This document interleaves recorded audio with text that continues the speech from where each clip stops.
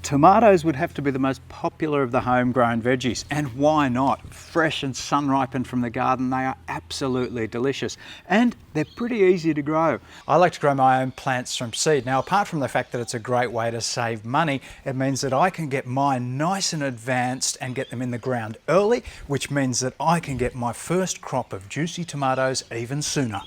You'll need some seeds, trays to raise them in. A mini greenhouse can speed things along too. Seed raising mix, vermiculite, plant tags and marker, and some gloves. Fill the trays with mix and then gently knock them down to get rid of any air pockets. I like to water lightly too so the seeds will stick to the mix. Now carefully add one seed to each cell before gently covering with vermiculite. Vermiculite is a natural expanded rock mineral and it is super lightweight, so that means it's really easy for your seeds to push up through as they start germinating. It's also really good at retaining moisture, so that means it's kind of like putting a layer of micro mulch on top of all your seeds. Write your plant tag with the variety and the date planted, water gently but thoroughly, and then put in a warm sunny spot. This spot on our front deck is just about perfect. It's protected from cold nights and wind, and when the sun's out, it's nice and warm and sunny. If you're using a mini greenhouse on hot or sunny days, either remove the lid or open the vents. Your seeds will start to show in as little as 7 days. While you wait, get their bed prepared. The bed needs to be in full sun and preferably have some wind protection. To avoid root diseases, rotate tomato plants between beds every year. Tomatoes are known as gross feeders. That's horticultural jargon for being hungry. So you need to improve the soil. Add some quality bagged or homebrewed compost and cow manure. Tomato fruit are prone to a problem called blossom end rot. This is mainly caused by a shortage of calcium, so add extra as you're improving the soil. I'm adding gypsum, but you can also use garden lime or dolomite.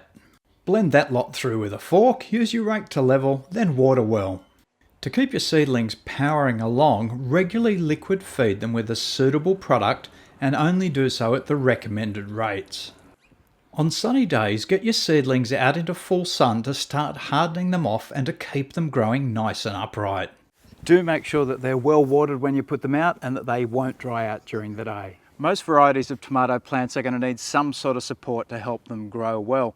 This lets the plant dedicate its energy to developing flowers and fruit rather than wasting energy on building up excessively strong stems and trunks. The support will help protect the stems and trunks from breakage, and it keeps the plant well under control. I like to put my supports in before my plants as it avoids the risk of damaging any roots. There are excellent pre-made panel and tubular supports. These make it easy to control your plants. Or you can make your own with stakes and mesh.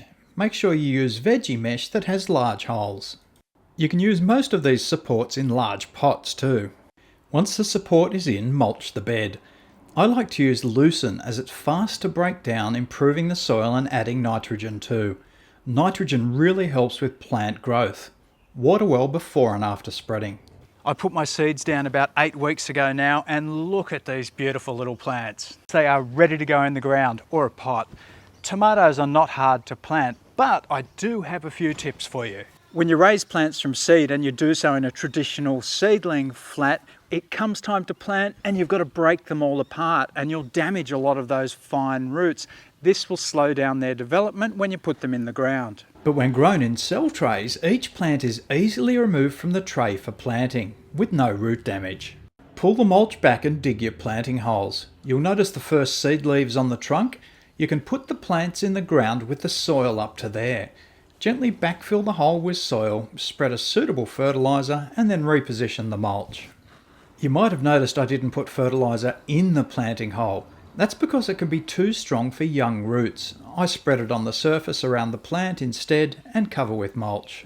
Water in gently but thoroughly with a diluted seaweed tonic and you're done. Pots should be filled with a premium or vegetable growing potting mix, and the same planting rules apply for them too. Now the main thing you need to do is keep them well watered. That means not too wet and not too dry. Do that and you're well on your way to your first harvest of juicy tomatoes. The real trick is only to water as the soil beneath the mulch starts to dry out. You'll get better performance from your plants and a better harvest if you regularly liquid feed with a boosted seaweed tonic too.